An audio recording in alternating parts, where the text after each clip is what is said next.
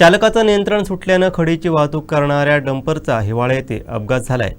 या अपघातात एक गंभीर जखमी झालाय। अपघातानंतर ग्रामस्थांनी तब्बल 4 तास डंपरची वाहतूक रोखली।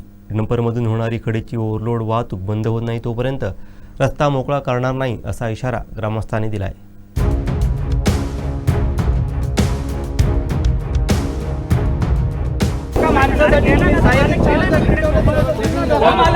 काल त्या माणसाला आम्ही बोलवत होतो इकडे कोण संजय साहेब शिरसाट त्यांना तुम्ही आम्ही सगळेजण बोलवत होतो त्याच्यासाठी तुम्ही एक फौज घेऊन आला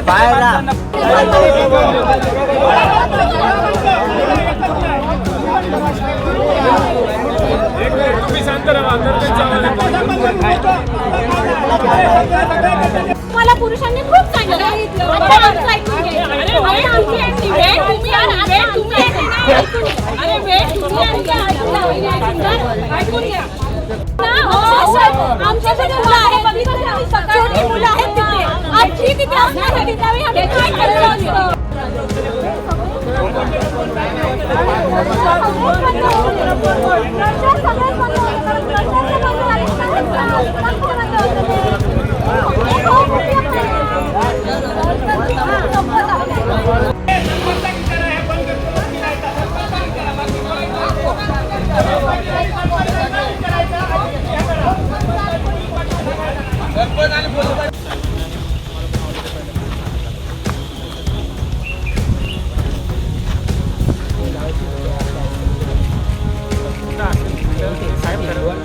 गावामध्ये लागली पाहिजे ना